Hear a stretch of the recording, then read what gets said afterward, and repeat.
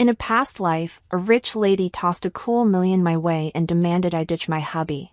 I stood my ground and said no, no matter what she threw at me. But my husband went all out, smothered me to death just to keep me from blocking his path into her affluent family. Fast forward to now, reborn and facing the same rich lady who's once again flashing $1 million at me. I wiped away my tears and let out a loud cry. You want my awesome husband, right? You got to pay more, $1 million, and you cut ties with Marcus ASAP. The classy lady across from me stirred her coffee slowly and slid a check towards me. It was exactly $1 million. Marcus, chilling beside her, wrapped his arm around her arm, looking all smug.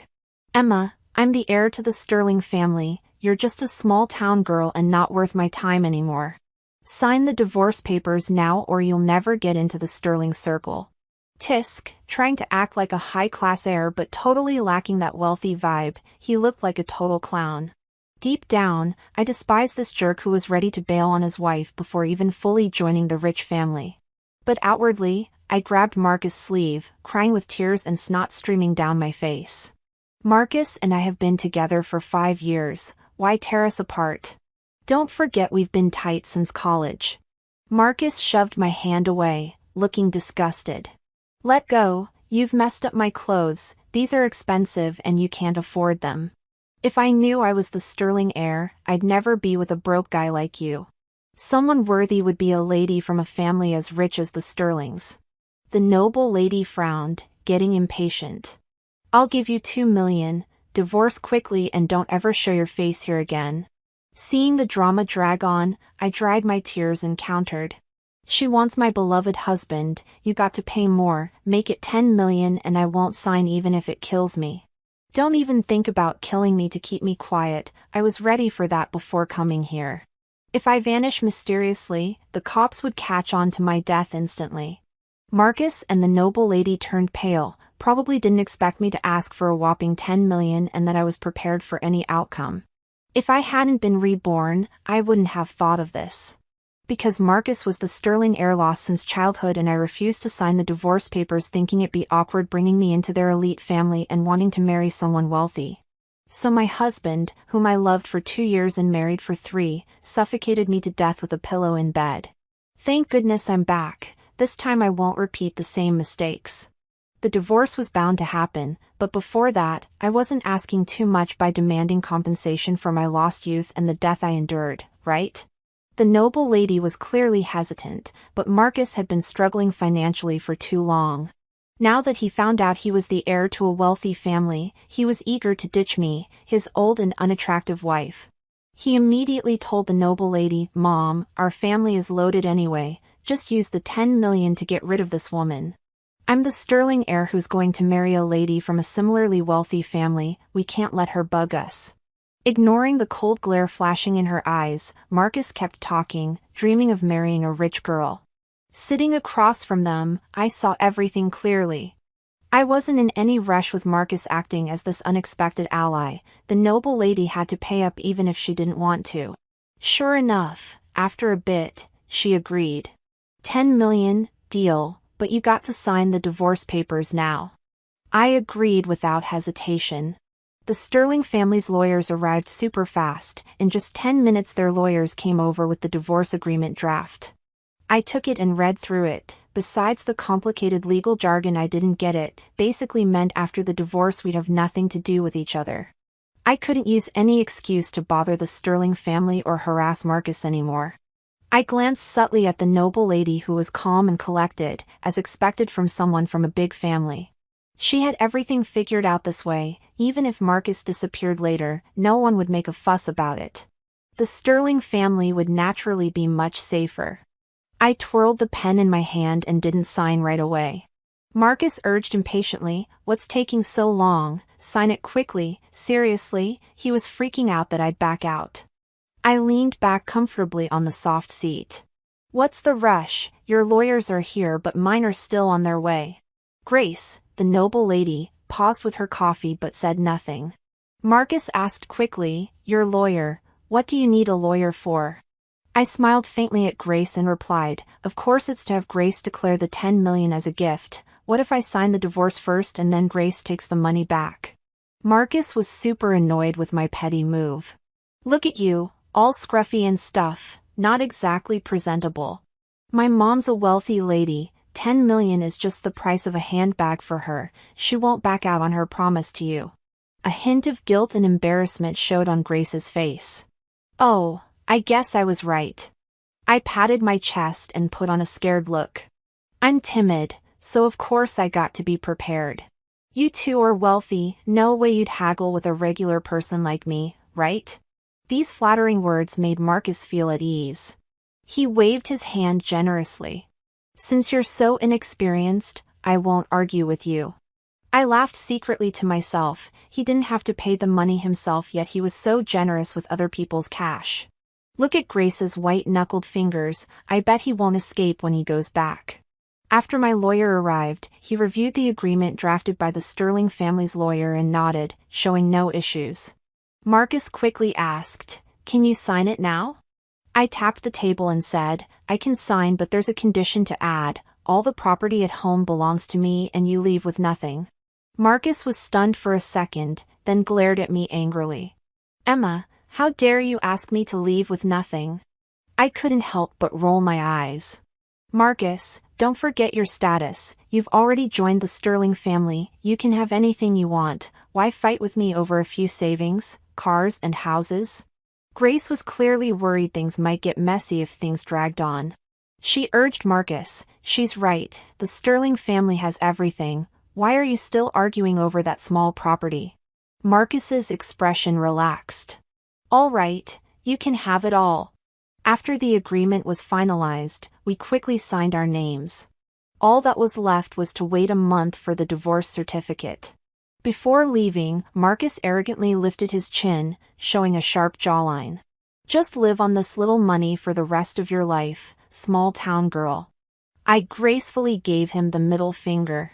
After I died in my previous life, out of resentment, my soul had been following Marcus all the time. So I knew that the noble lady brought Marcus back to the Sterling family not for a reunion but because of a shocking conspiracy. It was true that Marcus was the Sterling heir, however Grace wasn't his biological mother. He was just the result of a brief fling between the late President Adrian and his mistress. Although President Adrian was known for his affairs, he always kept it under control and never had an illegitimate child before. Marcus's mother had some shady plans and used methods to have him. Unfortunately, President Adrian didn't buy into the idea that a mother could gain status through her son. So in a fit of rage, Marcus's mother took him and left. She never saw President Adrian again until she died of illness 10 years ago. With such a notorious husband, Grace could still keep her position and solid. Besides her family background, her own smarts and skills couldn't be underestimated.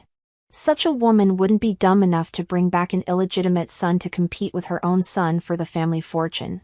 The real reason she came after Marcus now was because Grace's son William had urea and needed a kidney transplant. Coincidentally, Grace discovered Marcus because I was an employee of the Sterling Group. I happened to see him searching for me in the parking lot. When Grace saw Marcus who looked just like her husband, she immediately arranged for all the company's employees and their families to get physicals. Since I could save some cash on the exam fees, I happily asked Marcus to come along. This made it easy for Grace to set up tests and compatibility checks between Marcus and William. The results made Grace both happy and furious. She was happy her son could be saved but angry her husband had an illegitimate son. But it didn't matter, after the transplant, Marcus would be useless. At that point, his life and death would be in her hands.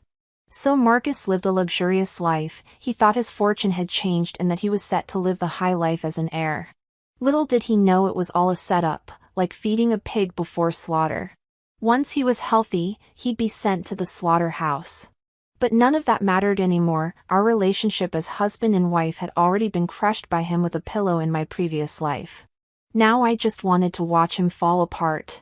After getting 10 million, the first thing I did was list the small house I was living in with a real estate agency. Then I quickly went to a new housing development to check out new places. My requirements weren't high, I just needed a well-decorated existing house with good security. Reborn, I couldn't make the same mistakes and fall for jerks again. After a week of house hunting and research, I finally settled on a nicely decorated small 3-bedroom apartment close to the city center. Entry required face recognition or access cards. There were security guards patrolling morning, noon, and night, plus there was a police station nearby. Feeling super secure, I bought it and paid in full on the spot. After leaving the sales center, I felt so refreshed. I decided to treat myself to a delicious meal. Just as I was eating heartily, 2 guys walked by me. The younger one looked like a college student and seemed a bit familiar. I couldn't help but glance at him a few more times. He was pleading with the other middle-aged guy. "Mr. Lee, our game is really awesome, it's going to make loads of money in the future, please think it over." The man, Mr. Lee, impatiently shook off the young guy's hand. "Come on with your crappy game, even a pig could climb a tree if it made money." It was about seeking investment to start a business. I turned my head, not too interested. Suddenly, a flash went through my mind. Wait, I remembered who this young man was. I quickly finished the big chicken leg in my hand and rushed forward to grab the corner of his shirt, which was about to leave disappointedly. "Don't go yet, let me check out your game." The young guy looked at my ordinary clothes and the joy vanished from his face. I twitched the corners of my mouth. "Hey, what's with that look? Even though I'm dressed a bit shabby, I still have some cash." Now with that, I pulled out the invoice for buying the house and waved it in front of his eyes. "Look, the invoice for the house I just bought." His eyes lit up and he hugged my thigh, shouting at the top of his voice. "Rich lady, please take me seriously." Under the curious gazes of people around, I patted his head. "Be good, let sister pat you." This guy Jake was going to become a big shot in ODM games in the future. A series of mobile love games developed by his team were getting mad praise from women and were super popular nationwide as soon as they launched. I saw others playing it when I was still a wandering spirit. Those male characters in the game were so charming. If I could still play mobile games back then, maybe I'd have been one of the players spending big on in-game purchases. So when I saw Jake's project proposal and confirmed he was the one behind ODM Games, I didn't hesitate to make a move. "Great, I'll invest in this game, how much do you need?" Jake was dumbfounded. "Well, don't you want to think about it more?" I asked him strangely. "Think about what? I'm ready to invest. Aren't you happy?" Jake stammered. "This isn't like buying groceries at the store, it's a huge sum, maybe you'll lose all your investment." I shot back.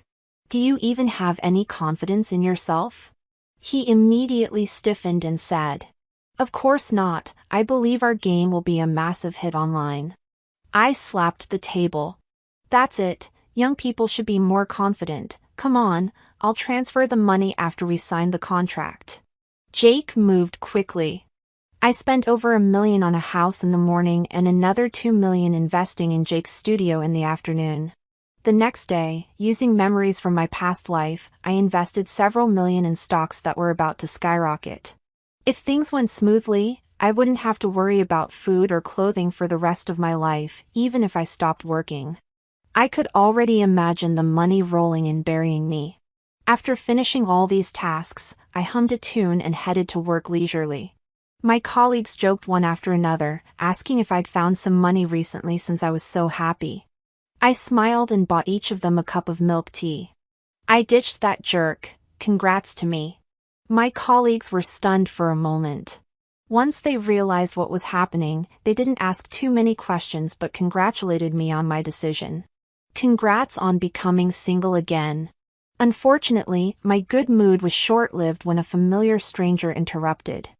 I was just delivering a document when I saw the flashy Ethan flirting with a girl, twirling a rose. To be fair, Ethan was good look, the girl was totally into him. When he saw me, Ethan paused for a second. I pretended not to notice and walked straight past. Ethan wasn't planning to notice me either, but seeing I didn't seem to want to acknowledge him, he got pissed. "Emma, don't you even say hi when you see someone you know, tisk tisk, you're really a rude small-town girl." The girl curiously asked. "Young master, do you know her?" Ethan acted cool and flipped his hair. Not really, we were just college classmates. I used to treat her to a few meals when she was broke. He really had the nerve to say that. When we were in college, neither of us was well off, but when he was sick in the hospital and needed money urgently, I still didn't hesitate to give him the few $100 I had left. However, he only treated me to 2 meals after he got out of the hospital and never mentioned paying me back. He was shameless enough to flaunt it. The girl, unaware of the truth, let out an excited shriek. Wow, the young master is so kind, unlike the eldest young master who always looks so cold. Ethan modestly said with a smug look. I don't have many flaws, I just can't stand seeing others suffer. The girl screamed even louder. I turned around expressionlessly, about to leave. Running into 2 idiots while at work was more than enough. Ethan quickly blocked my way. Emma, you must be really lonely lately, right? How about I introduce someone to you? My driver is great, even though Uncle Lee is over 40, he has a high salary, he's good enough for you. Aw, so annoying, Ethan is so slow, could this jerk just die already? I looked at him with a faint smile and said, Ethan, don't get ahead of yourself. My young and cute boyfriend is so obedient and treats me so well, so I've been with him every day recently and we're having a blast. If I hadn't seen you today, I'd have forgotten who you are. Ethan widened his eyes in disbelief. What, it's only been a few days and you've already cheated? I couldn't help but marvel at Ethan's thick skin. He was the one who asked for a divorce and told me not to bother him, now he's furious that I'm with another guy. Why was I so blind before that I didn't realize he was such a man? I pointed to his group of fangirls behind him. Ethan, keep your voice down, we're just ordinary classmates, you don't want people knowing I'm the wife you abandon, right? Ethan's angry face suddenly froze. He swallowed his anger and reluctantly put on an innocent look. Go and get busy, old classmate, we'll catch up when we have time. I had just sat back in my seat for no more than 10 minutes when the department manager called me into the office. Emma, you're fired, pack your stuff and leave the company now. I was so shocked, I propped my hands on the desk. Manager Lee, I don't think there's anything wrong with my work, why am I being fired? Manager Lee sighed and said vaguely. I'm confused too, I asked HR and they said it's the higher-ups' decision. I clenched my fists, closed my eyes and said, Thank you, Manager Lee. I understood, haha, besides that jerk Ethan, who else could it be? As soon as I walked out of the office, I made a phone call. What do you want? Ethan arrogantly said on the other end. I'm in the underground parking lot, if you want to keep your job, come here alone. Listen, you dead bee is talking. The place Ethan chose was super secluded, no one around and no cameras. As soon as he saw me, Ethan started bossing me around like an arrogant ally. Emma, I know you love this job, right? Well, just kneel down and lick my shoes clean and I won't fire you, how about it? Pretty sweet deal, huh? He was right, I did value this job a lot. Both my parents were regular workers and our family could barely make ends meet. I never went on school trips every year because I couldn't afford the hundreds of uncost. So as soon as I graduated, I hustled among a bunch of graduates and managed to get into the Sterling Group. They provided food and accommodation, overtime pay, holiday bonuses and all the social insurances and housing fund. I was saving a ton every month, if nothing went wrong, I planned to work at the Sterling Group until I retired. But now I changed my mind. Looking at Ethan's detestable face, the resentment I had bottled up finally erupted. Taking advantage of his complacency, I pulled out the pepper spray from my pocket and sprayed it hard in his eyes. He was caught off guard and sprayed right in the eyes, letting out a shrill scream. I then took out the rolling pin I just bought and whipped it hard on his body. Smack, I'll teach you a lesson for abandoning your wife for wealth. How dare you hit me, he stammered. Smack, I'll teach you a lesson for plotting to kill for money. I didn't plot to kill for money. Smack, how dare you talk back, I say you did then you did. I did, please stop hitting me. Smack, since you admitted it, why can't I hit you, it hurts so much, you damn woman, stop hitting me. After whipping him for 10 minutes, I finally stopped. Not because he was almost beaten to death but because I was tired from hitting him. After venting my anger like this, the world seemed much nicer. I stretched and kicked him with my toe. "Ethan, I heard you were going to fire me." Ethan was lying on the ground, curled up like a shrimp, sweating profusely. He shook his head weakly. "Don't dare, don't dare." I sneered. "So what the HR said about firing me was just nonsense." He forced a smile that was uglier than crying. "Yes, they were talking nonsense. Look at how arrogant you were before and now you're such a coward." I kicked him again. "Call me daddy." Ethan growled angrily in a low voice. "A gentleman would rather be killed than humiliated, you." I whipped the rolling pin on his waist again. "Call me daddy." He bit his lip and didn't say a word. I raised the rolling pin and was about to hit him again. Ethan shivered with fright and quickly shouted softly, "Daddy." Smack! I whipped his leg.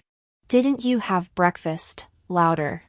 I raised the rolling pin higher and higher and finally he couldn't hold it anymore and shouted loudly, "Daddy, daddy, daddy, ah." I declare that this is the most wonderful sound I've ever heard. I whipped him again with satisfaction. "Get lost, I don't have a scoundrel like you as a son." He stood up tremblingly and asked cautiously, "Can I go now?" I said casually, "Squat down." He immediately did his told.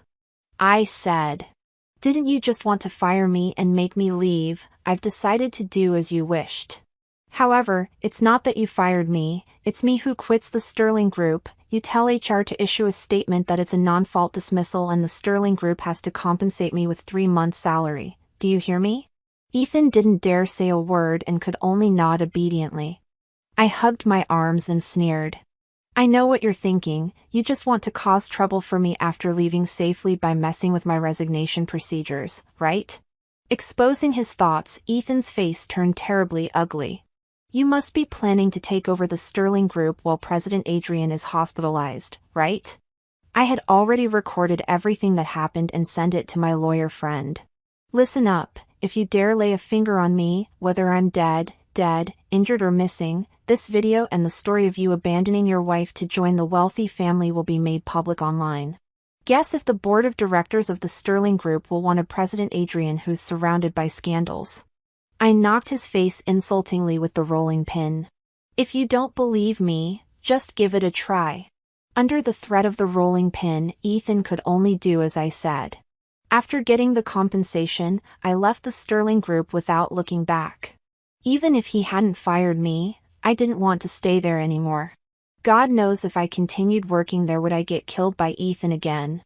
I decided that before Ethan's kidney was taken away, I'd stay away from him and the Sterling family. So after changing my house, I also changed my phone number. Except for family and a few good friends, nobody else could find me. This way, I started living a homebody life. But being a homebody didn't mean I was cut off from the world. After several rounds of tests, the Otone Love mobile game developed by Jake and his team finally launched on the market. According to Jake's report, several million players registered on the first day. The number kept climbing steadily. The stocks I bought before soared again and again. I made a fortune, my dream of lying on a pile of money and counting it came true. But that wasn't enough. Using memories from my previous life, I used the money I earned to buy several second-hand houses that were about to be demolished. Later, I took over a cat cafe. This way, even if I didn't work in the future, I could support myself with income from the cat cafe. Just as I was happily counting my money, an old colleague sent me a message.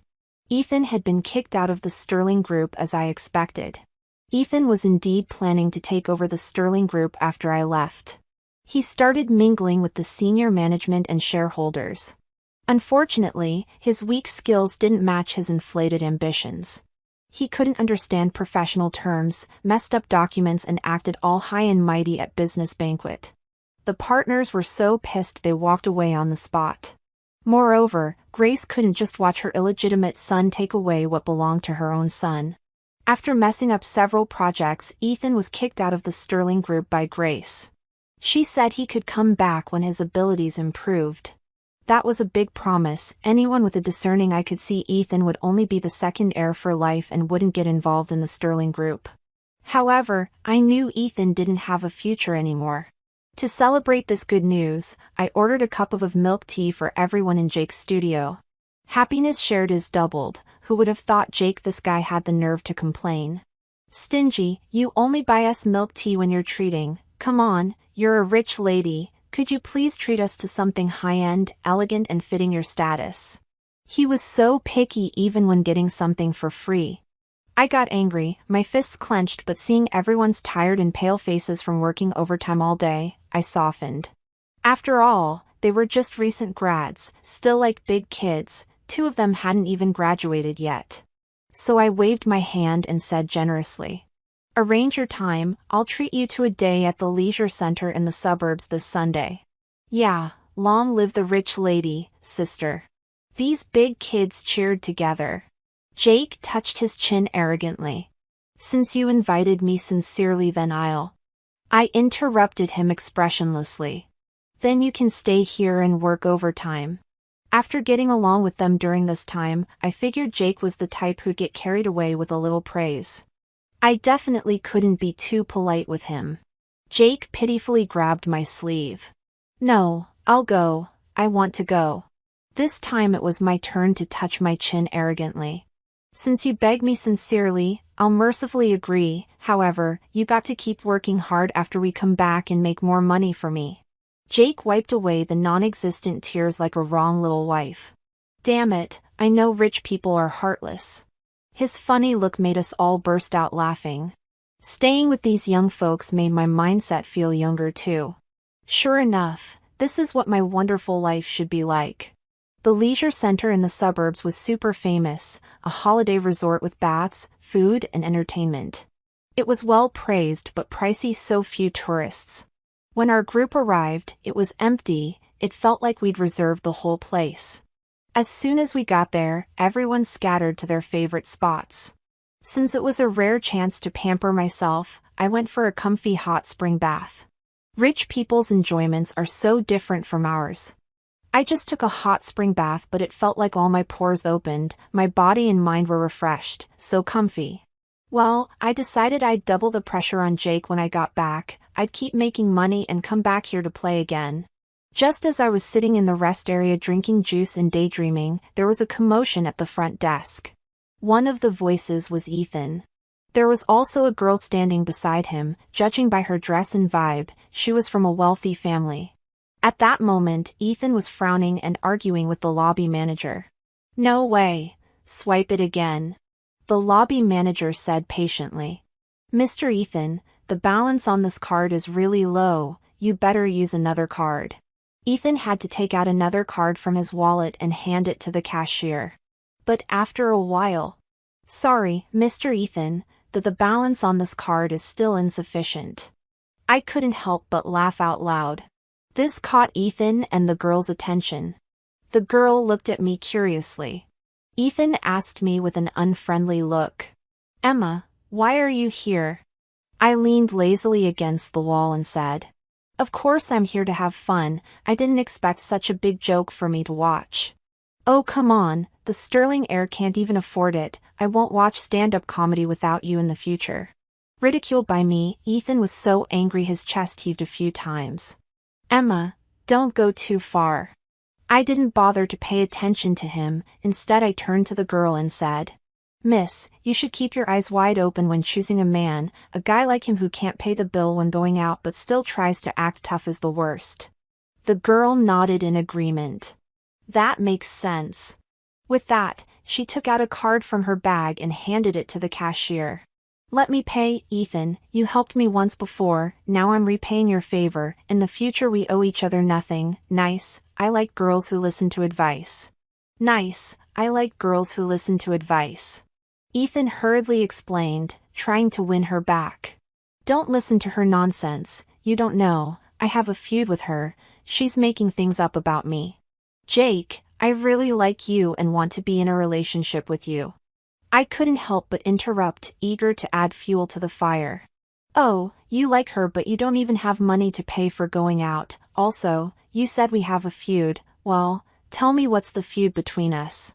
Ethan stammered and couldn't say a word for a long time. Of course he couldn't say it, whether it was him giving me a check to divorce me before or me beating him up in the parking lot. These were all embarrassing things he couldn't openly mention in front of the girl he was trying to court. The girl also asked back with a look of disgust. If you can't say it, there must be something fishy in your heart, right? Don't ask what's on your mind. Let's not see each other again in the future.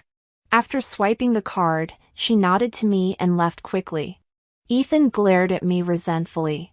Are you happy now? I nodded with satisfaction, satisfied seeing my enemy in such an embarrassing situation. I could now enjoy my success. He angrily raised his hand about to swing at me. But at that moment, a hand stretched out from behind me and firmly grabbed his hand. I also took the opportunity to kick. It hit right on target. A scream echoed in the lobby of the leisure center. Ethan was sweating coldly from the pain and kept gasping for air. Seeing the situation was bad, his driver immediately took him away and put him in the car. Jake proudly asked for praise. Sister, wasn't I amazing? There's a reward, right? I patted his head. Yes, there's a reward. I want to see your performance double next quarter, otherwise I'll spread the word online that you like men. Jake's face immediately turned sour. Damn it, you rich people are so heartless. I smiled and waved to him. Let's go eat barbecue, everyone's waiting for us. I renovated the cat cafe into the trendy creamy style these days. Then I had all the cats get physicals and took them to the pet beauty salon for makeovers. On the opening day of the cat cafe, Jake was super kind and ordered afternoon tea for everyone in the studio. He also introduced quite a few work partners here, so the catcy business was booming. Just when I was doing really well, that jerk Ethan showed up again. But different from his well-dressed self before, he was especially embarrassed and looked pitiful today. There was mud on his trouser legs and knees. It seemed he had fallen down. Ethan affectionately held my hand. Emma, I've just realized my true feelings. It's always been you that I loved. Actually, it's always been you. I disgustedly pushed his hand away.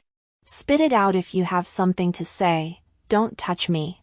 Ethan looked at me pitifully and continued to open his disgusting mouth with nauseating words.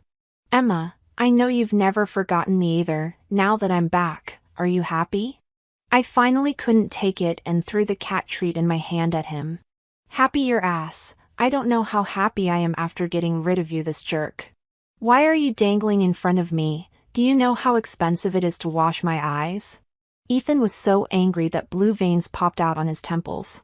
I keenly noticed the cold glare flashing in his eyes. But surprisingly, he didn't lose his temper. Instead, he played the role of a loving husband again. Emma, let's remarry, let's go abroad. Don't you want to enjoy the cherry blossoms, see the aurora and visit the water city after we remarry? I'll make up for all the honeymoons we didn't have before, okay? Something was wrong, it was all wrong. The Ethan I knew wasn't so flexible. So there was only one truth. I smiled. Ethan, it seems you've also been reborn. Because of your rebirth, you wanted to escape the Sterling family's cage. However, your timing was off. By now, you were already firmly in the Sterling family's grip. Coming to me must be because you couldn't bear to part with the 10 million in my hands. I bet you were planning to trick me into going abroad, kill me and then take the money and leave. Having his plan exposed, Ethan simply tore off his disguise. Emma, be sensible and hand over the money, otherwise, if I could kill you once I can kill you a second time. I pointed behind him. Hey, someone's coming to catch you. I sneered continuously. Don't play tricks on me, I won't fall for your trap.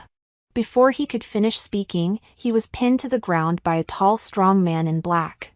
It was the bodyguard I hired. Since I was reborn, I'd hired bodyguards to protect myself. I did this just in case of days like today. I stepped on his back and grounded my heel feel hard. I told you there was someone behind you, why didn't you believe me? Ethan painfully lifted his face with a hint of expectation in his tone. Emma, the fact that you didn't kill me to take revenge after coming back means you still have feelings for me, right? We were husband and wife after all, with a 5-year relationship. Please save me. I just made the mistakes all men make. I don't want to die. Just give me some money and send me abroad. I spat on his face. Yuck, you're just a piece of __, but still think you're gold. I'm even ashamed to look at you. If you're going to die, die far away. Don't turn my shop into a haunted house. Going abroad, I don't know how to send you abroad, but I can send you to your funeral. With that, I made a phone call and asked Grace to come and take him away. I didn't kill him because I didn't want to ruin my whole life over this jerk. Also, living a life worse than death is more painful than death itself. Thinking about how he'd have to lie in bed and be useless for the rest of his life after losing a kidney made me happy. Ethan struggled even more fiercely. __, you're so vicious. I really misjudged you. Let me go. I want to leave here. Even if I die, I'll drag you down with me. Let's break up and neither of us will have an easy life. I thought Ethan's mouth was too foul, so I went to the convenience store next door and bought a can of chili sauce. I poured the whole can into his mouth. The funny sausage lips that only appear in movies showed up on his face. He was so choked by the spiciness that he was crying and sniffling, unable to say a complete sentence. He could only gasp for air on his own. Finally, the world became quiet. Grace arrived quickly, accompanied by a dozen bodyguards. I yawned. Grace, Ethan has gone mad and is always talking nonsense. You better take him back for treatment quickly. I perfectly found an excuse for Grace regarding today's incident. It also prevented the Sterling family from dragging me into any trouble. Even if something bad happened to the Sterling family in the future, I could use the excuse that I thought Ethan was just ranting to get myself off the hook. After all, they are mother and son. How could I think Grace would harm her own son? So my act of notifying Grace to come and pick up her son was totally normal. Grace gave me a meaningful look after saying very well. She waved her hand and asked the bodyguards to tie Ethan up tightly, then left together. Watching them disappear, I let out a sigh of relief. This time, I had completely broken off with Ethan. The next time I heard about Ethan was on the hot search list. Mother and son turned against each other. The young heir of a wealthy family killed his mother for a kidney. The president of the Sterling Group died of rejection after a kidney transplant. There was chaos within the Sterling Group. When I clicked on it to check, Ethan had really gone all out after being taken back just like in his previous life. One of his kidneys was removed and transplanted to President Adrian. Taking advantage of the fact that others wouldn't be on guard during his recovery, he stabbed Grace to death in the hospital. At the same time, President Adrian had a severe acute rejection reaction after the transplant and died on the spot despite rescue efforts. After killing Grace, Ethan was found fainted by the roadside and sent back to the hospital. The police caught him without much effort. Everything Grace had done was made public as a result, the Sterling Group was pushed to the forefront and boycotted by the public.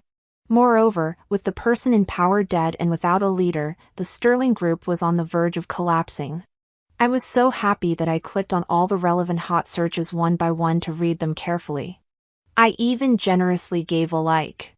This dog drama made me feel refreshed. So I went to Jake's studio again and raised my arm shouting loudly. Kids, we're having a day off today. The rich lady sister is treating you. I'll take you to the leisure center to have a great time again. Jake snorted through his nose. You're just causing trouble. We haven't finished our work for today yet. I ignored this annoying guy. Instead, I put my arms around the other younger brothers and sisters and said, let's go, and have fun by ourselves. Let him stay here and work overtime. Pitifully, Jake protested discontentedly. Hey, that's enough. How old are you? Don't play the trick of isolating others. I rolled my eyes. Do as you like. Jake shamelessly came closer. Don't be like that. He came closer. Don't be like that. We're a team. We should advance and retreat together, right? The others started to jeer. Boss, you're just being stingy. It's just that sister has a good temper. If it were someone else, they would have slapped you. Our group talked and laughed as we walked towards a bright future together.